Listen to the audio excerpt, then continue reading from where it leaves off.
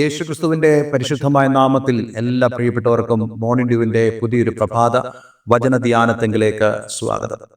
നമ്മുടെ ജീവിതത്തിൽ ധാരാളം മുൻഗണനകൾ നമുക്കുണ്ട്.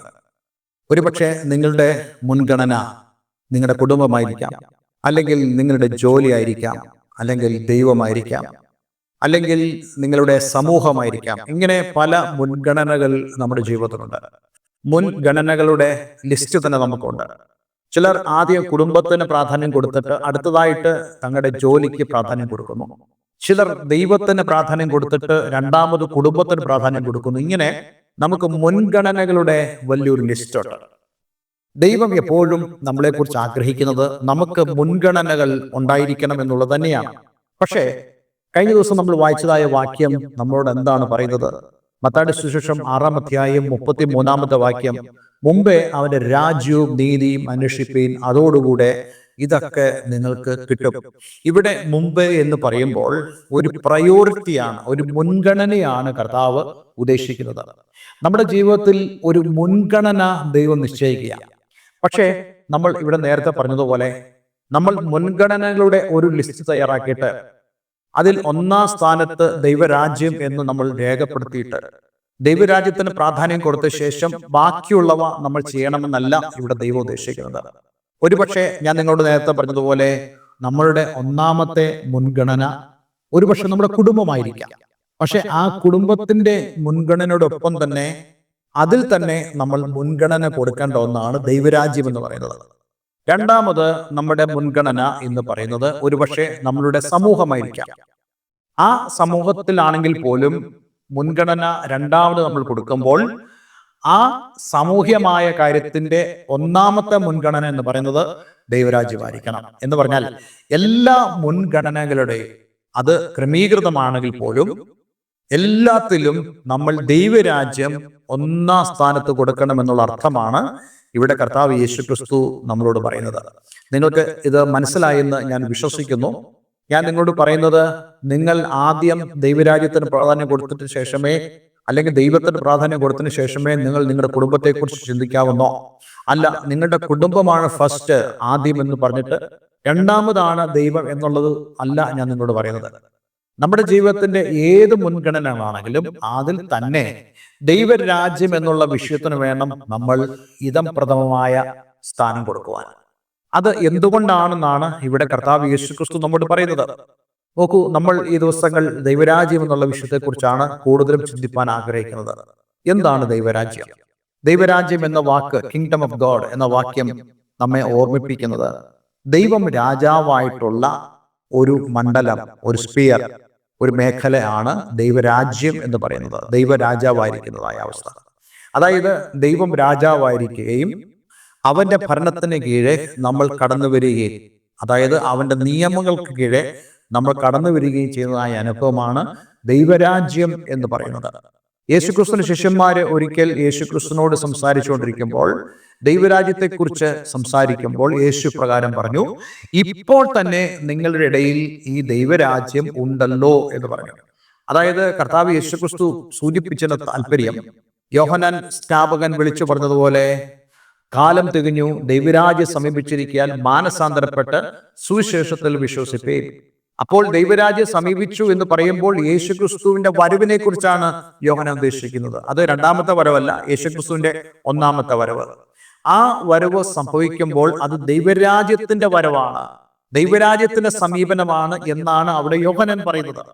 അപ്പോൾ അങ്ങനെയാണെങ്കിൽ ഈ ദൈവരാജ്യം ഇപ്പോൾ തന്നെ നിങ്ങളുടെ ഇടയിൽ ഉണ്ട് എന്ന് പറയുമ്പോൾ യേശുക്രിസ്തുവും അതേപോലെ തന്നെ യേശുക്രിസ്തുവിന്റെ ആ രാജ്യത്വം, യേശുക്രിസ്തുവിന്റെ അധികാരം, യേശുക്രിസ്തുവിന്റെ കർത്തൃത്വം അംഗീകരിക്കുന്നവരായ ആളുകളും ചേർന്നുള്ള ഒരു ആത്മീയ മണ്ഡലമാണ് ദൈവരാജ്യം എന്ന് പറയുന്നത്. രണ്ട് രീതിയിലുള്ള ദൈവരാജ്യത്തെക്കുറിച്ച് വിശുദ്ധ വേദോസ്തം പറയുന്നുണ്ട്.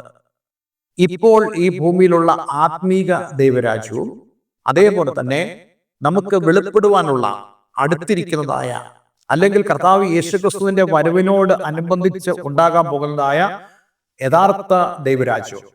പക്ഷെ ഈ ആത്മീയ ദൈവരാജ്യത്തിൽ ആത്മാവാകുന്ന കർത്താവ് നമ്മളുടെ രാജാവായി, അവന്റെ നിയമങ്ങളെ അനുസരിക്കുന്ന പ്രജകളായി നമ്മളായിരിക്കുമ്പോൾ അത് ആത്മീയ ദൈവരാജ്യമാണ്. പക്ഷെ നമ്മുടെ ഒരു ചോദ്യം ഉണ്ടാകാം, അങ്ങനെയാണെങ്കിൽ നമുക്ക് ദൈവരാജ്യം കാണാൻ സാധിക്കുമോ? ഇല്ല, നമുക്ക് ദൈവരാജ്യം കാണുവാൻ സാധിക്കത്തില്ല. അതിന് കാരണം ഈ ദൈവരാജ്യത്തിന്റെ രാജാവായ ദൈവം ആത്മാവാണ് എന്നതാണ് അതിന്റെ കാരണം. യേശുക്രിസ്തു ശമരിയക്കാരി സ്ത്രീയോട് സംസാരിക്കുമ്പോൾ വളരെ വ്യക്തമായി പറയുന്നില്ലേ, ദൈവം ആത്മാവാകുന്നു, അവനെ നമസ്കരിക്കുന്നവർ ആത്മാവിലും സത്യത്തിലും നമസ്കരിക്കണം. ഇന്ന് ഭൂമിയിൽ നമ്മൾ ദൈവത്തെ ആരാധിക്കുമ്പോൾ ദൈവത്തിന് മാത്രമാണ് ആരാധന കൊടുക്കേണ്ടത്, മറ്റാർക്കും നമ്മൾ ആരാധന കൊടുക്കരുത്. എന്ന് മാത്രമല്ല, നമ്മൾ ദൈവത്തെ ആരാധിക്കുമ്പോൾ ആത്മാവാകുന്ന ദൈവത്തെയാണ് നമ്മൾ ആരാധിക്കുന്നത്. അവർ ആത്മാവിൽ ആരാധിക്കണം. വിഗ്രഹങ്ങളെ ആരാധിക്കുന്ന ആളുകളില്ലേ? ഉണ്ട്, വിഗ്രഹങ്ങളെ ആരാധിക്കുന്ന ആളുകളുണ്ട്. അവരൊന്നും ആത്മാവിലല്ല ആരാധിക്കുന്നത്. കാരണം അവർ ദൃശ്യമായി കാണുന്നതായ ചില വിഗ്രഹങ്ങളെ അവർ ആരാധിക്കുന്നു. എന്നാൽ ദൈവം ആ ആരാധനയെ എതിർക്കുന്നു. കാരണം എന്തുകൊണ്ടെന്ന് ചോദിച്ചു കഴിഞ്ഞാൽ, ആരാധന ദൈവത്തിന് മാത്രം ഉള്ളതാണ് എന്നാണ് സൃഷ്ടാവായ ദൈവം ആഗ്രഹിക്കുന്നത്. ഇപ്പോൾ നമ്മുടെ വീട്ടിൽ പിതാവുണ്ട്, അല്ലെങ്കിൽ കുടുംബനാഥനായ ആളുണ്ട്. ആ കുടുംബനാഥനായ ആളെ ആ കുടുംബനാഥൻ എന്ന വണ്ണം വീട്ടിലുള്ള ആളുകൾ ബഹുമാനിക്കുന്നു, അല്ലേ? അതേസമയം തന്നെ ആ ഭവനത്തിലുള്ള മറ്റൊരാളെ, അമ്മയാകട്ടെ, അല്ലെങ്കിൽ മക്കളാകട്ടെ, അല്ലെങ്കിൽ അങ്കിളാകട്ടെ, അവർക്ക് ഈ കുടുംബനാഥന്റെ ഒപ്പം ഉള്ള സ്ഥാനം കൊടുത്ത് ബഹുമാനിക്കുകയാണെങ്കിൽ കുടുംബനാഥൻ ഇഷ്ടപ്പെടുമോ? ഇല്ല, ഒരിക്കലും ഇഷ്ടപ്പെടുകയില്ല. കാരണം കുടുംബനാഥൻ ആഗ്രഹിക്കുന്നത് ആ ഭവനത്തിലെ കുടുംബനാഥൻ എന്ന വണ്ണം ഉള്ളതായ ബഹുമാനം എനിക്ക് മാത്രമേ നൽകാവൂ എന്നുള്ളതാണ്, അല്ലേ? അങ്ങനെയല്ലേ നമുക്ക് കാണുവാൻ സാധിക്കുന്നത്? അത് ഏത് മണ്ഡലത്തിലാണ് അങ്ങനെയാണ് എന്ന് പറയുന്ന പോലെ, ആരാധിക്കുമ്പോൾ, മനുഷ്യൻ ആരാധിക്കുമ്പോൾ ദൈവത്തെ മാത്രമേ ആരാധിക്കാവൂ എന്ന് ദൈവത്തിന് നിർബന്ധമുണ്ട്. 10 കൽപ്പനകളിൽ നമുക്ക് വളരെ പ്രധാനപ്പെട്ട കൽപ്പനയായി കാണുന്നത് ഇപ്രകാരമാണല്ലോ, നിന്റെ ദൈവമായ യഹോവയെ മാത്രമേ നമസ്കരിച്ച് ആരാധിക്കാവൂ, വിഗ്രഹങ്ങളെ ആരാധിക്കരുത്.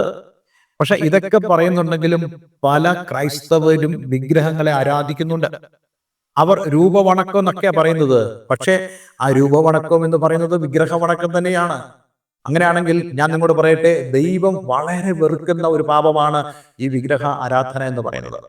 അപ്പോൾ ദൈവത്തെ, അവന്റെ മഹത്വം അംഗീകരിച്ചുകൊണ്ട്, അവന്റെ അധികാരത്തെ അംഗീകരിച്ചുകൊണ്ട് നമ്മളായിരിക്കുന്ന ഒരിടമാണ് ദൈവരാജ്യം എന്ന് പറയുന്നത്. നമുക്ക് കാണുവാൻ സാധ്യമല്ല, പക്ഷെ നമുക്ക് ദൈവരാജ്യത്തെ അനുഭവിക്കുവാൻ സാധിക്കും. കാറ്റിനെ നമുക്ക് കാണുവാൻ കഴിയത്തില്ല, പക്ഷെ അത് അനുഭവിക്കാൻ സാധിക്കും. ഓക്സിജൻ, അതിനെ നമുക്ക് കാണുവാൻ കഴിയത്തില്ല, നമുക്കതിനെ അനുഭവിക്കുവാൻ കഴിയും. എന്ന് പറയുന്ന പോലെ ദൈവത്തെ നമുക്ക് കാണുവാൻ കഴിയത്തില്ല, ദൈവരാജ്യത്തെ കാണുവാൻ കഴിയത്തില്ല, പക്ഷെ ദൈവരാജ്യത്തിന്റെ അനുഭവം നമുക്ക് അനുഭവിക്കാൻ കഴിയും. യഥാർത്ഥമായിട്ടും ഈ ദൈവരാജ്യത്തെ നമ്മൾ എങ്ങനെയാണ് അനുഭവിക്കുന്നത്? അല്ലെങ്കിൽ മറ്റൊരു തരത്തിൽ പറഞ്ഞാൽ, ഈ ലോകത്തിന്റെ ഗവൺമെന്റുകളെ നമ്മൾ എങ്ങനെയാണ് അനുഭവിക്കുന്നത്? നമ്മുടെ രാജ്യത്ത് ഒരു ഗവൺമെന്റ് ഉണ്ട്. നമുക്ക് ഗവൺമെന്റിനെ കാണാമോ? നമുക്ക് ഗവൺമെന്റ് എന്ന ഒറ്റ യൂണിറ്റിനെ കാണുവാൻ കഴിയില്ല. പക്ഷെ അതിനെ റെപ്രസെന്റ് ചെയ്യുന്നതായ ഗവൺമെന്റിന്റെ ഒഫീഷ്യൽസ്, മിനിസ്റ്റേഴ്സിനെയൊക്കെ നമുക്ക് കാണുവാൻ സാധിക്കും. ഇവരെല്ലാം കൂടുന്ന ഒരു പേരാണ്, അല്ലെങ്കിൽ ഇവരുടെ എല്ലാം കൂടെ ഒരു പ്രവൃത്തി മണ്ഡലത്തെ, ഒരു സ്പിയറിനെയാണ് നമ്മൾ ഗവൺമെന്റ് എന്ന് വിളിക്കുന്നത്. നമുക്കത് കാണുവാൻ കഴിയത്തില്ല. ഓഫ് കോഴ്സ് പാർലമെന്റ് ഉണ്ട്, തീർച്ചയായിട്ടും രാജ്യസഭയുണ്ട്, തീർച്ചയായിട്ടും MP-മാരുണ്ട്, MLA-മാരുണ്ട്, നിയമസഭാ മന്ദിരങ്ങളുണ്ട്. പക്ഷെ ഗവൺമെന്റിനെ നമ്മൾ ദൃശ്യമായിട്ട് കാണുകയില്ല, പക്ഷെ നമുക്ക് ഗവൺമെന്റിനെ അനുഭവിക്കാൻ സാധിക്കും. എന്ന് പറയുന്ന പോലെ ദൈവരാജ്യത്തെ നമുക്ക് കാണുവാൻ കഴിയത്തില്ല, പക്ഷെ ദൈവരാജ്യത്തെ നമുക്ക് അനുഭവിക്കാൻ കഴിയും.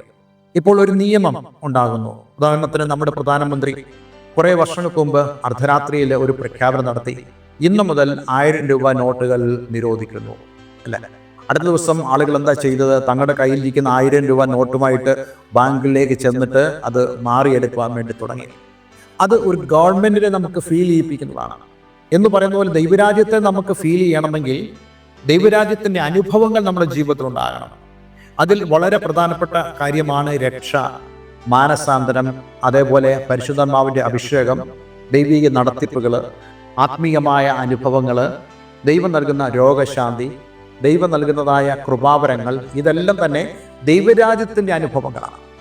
ഈ അനുഭവങ്ങൾ നമ്മുടെ ജീവിതത്തിൽ ഉണ്ടാകണം. അപ്പോൾ അങ്ങനെയാണെങ്കിൽ ജീവിതത്തിന്റെ ഏത് മണ്ഡലങ്ങളാണെങ്കിൽ പോലും നമുക്ക് മുൻഗണന എന്ന് പറയുന്നത് ദൈവരാജ്യമാണ്. ഇനി അടുത്ത ദിവസം നമ്മൾ ഈ ദൈവരാജ്യത്തിന്റെ ഏതൊക്കെ കാര്യങ്ങളാണ് നമ്മൾ അനുഭവിക്കേണ്ടത്, അല്ലെങ്കിൽ മുൻഗണന കൊടുക്കേണ്ടത് എന്നുള്ള കാര്യവും നമ്മൾ ചിന്തിക്കുന്നതാണ്. പക്ഷെ ഇന്ന് നമുക്ക് നമ്മളെ തന്നെ ഒന്ന് പരിശോധിക്കാം. ഞാൻ വാസ്തവമായിട്ടും ഈ ദൈവരാജ്യത്തിലാണോ ആയിരിക്കുന്നത്? എൻ്റെ ജീവിതത്തിൻ്റെ എല്ലാ ആവശ്യങ്ങളുടെയും മുൻഗണന യഥാർത്ഥത്തിൽ ദൈവരാജ്യത്തിനാണോ ഞാൻ കൊടുക്കുന്നത്? ഉദാഹരണത്തിന് നമ്മളുടെ ഫാമിലി റിലേഷൻഷിപ്പ്, അവിടെ ദൈവരാജ്യത്തിന് നമ്മൾ പ്രാധാന്യം കൊടുക്കണം, ദൈവത്തിന്റെ ഇഷ്ടത്തിന് പ്രാധാന്യം കൊടുക്കണം. നമ്മുടെ മക്കൾ, അവരുമായി ബന്ധപ്പെട്ട് ദൈവത്തിന്റെ ഇഷ്ടങ്ങൾക്ക് നമ്മൾ പ്രാധാന്യം കൊടുക്കണം. അവരുടെ വിദ്യാഭ്യാസം, അവരുടെ പഠനം, ദൈവം ഫസ്റ്റ് ആയിരിക്കണം അവരുടെ ജീവിതത്തിൽ. എന്ന് പറഞ്ഞാൽ അവർ ദൈവത്തോട് പ്രാർത്ഥിക്കുന്നവരും ദൈവത്തിന്റെ ആലോചന അനുസരിച്ച് പോകുന്നവരും ആയിത്തീരണമെന്നുള്ളതാണ് ദൈവരാജ്യം എന്നുള്ള ആ വലിയ വിഷയത്തിന്റെ പ്രാധാന്യം എന്ന് പറയുന്നത്. അങ്ങനെ ദൈവരാജ്യത്തിൽ ജീവിക്കുന്നവർക്കാണ് ദൈവിക നടത്തിപ്പുകളെ അവർക്ക് അനുഭവിക്കാൻ കഴിയുന്നത്. നമ്മൾ അടുത്ത ദിവസം ഇതിന്റെ കൂടുതലായിട്ടുള്ള ചിന്തകളിലേക്ക് പ്രവേശിക്കുന്നതാണ്. പക്ഷെ ഇന്ന് നമ്മൾ പരിശോധിക്കണം നമ്മുടെ ജീവിതത്തിന്റെ മുൻഗണനകളിൽ. ഞാൻ നേരത്തെ പറഞ്ഞതുപോലെ നമ്മുടെ കുടുംബം, നമ്മുടെ ജോലി, നമ്മുടെ സമൂഹം, ഇതൊക്കെ ആയിരിക്കും നമ്മുടെ മുൻഗണനകൾ. അതിൽ തന്നെ എല്ലാ മുൻഗണനകളിലും ഇതിലൊക്കെ ദൈവരാജ്യം മുമ്പായിട്ടുണ്ടോ, അല്ലെങ്കിൽ ദൈവരാജ്യം പ്രയോറിറ്റി ആയിട്ട് നമ്മൾ കൊടുത്തിട്ടുണ്ടോ? ഇല്ലെങ്കിൽ നമ്മുടെ ജീവിതത്തിൽ അതുണ്ടാകണം. അതുണ്ടായാൽ നമ്മുടെ ജീവിതത്തിന്റെ എല്ലാ മേഖലകളും അനുഗ്രഹിക്കപ്പെടുവാനിടയായി തീരും. നമ്മുടെ കുടുംബമാണെങ്കിൽ ദൈവം ഒന്നാം സ്ഥാനം, നമ്മുടെ ജോലിയാണെങ്കിൽ ദൈവം ഒന്നാം സ്ഥാനം, നമ്മളുടെ സമൂഹമാണെങ്കിൽ ദൈവം ഒന്നാം സ്ഥാനം.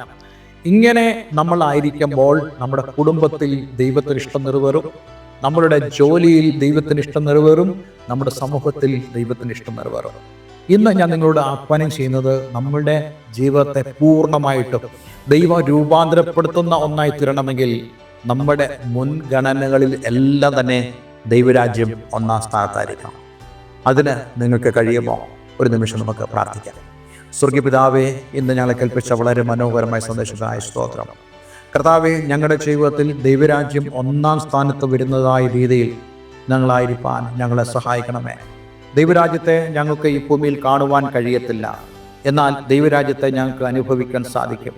എന്നെ കേൾക്കുന്ന പ്രിയമുള്ളവർ ഓരോ ദിവസവും ദൈവരാജ്യത്തെ അനുഭവിക്കുന്നവരായി തീരുവാൻ പരിശുദ്ധാത്മാവിന്റെ ഗൈഡൻസും ദൈവത്തിന്റെ നടത്തിപ്പുകളും ദൈവശബ്ദവും കേൾക്കുന്നവരായി തീർന്ന കർത്താവെ, ദൈവരാജ്യത്തിൽ ജീവിപ്പാൻ പ്രിയമുള്ളവരെല്ലാവരെയും അങ്ങ് സഹായിക്കണമെന്ന് പ്രാർത്ഥിക്കുന്നു.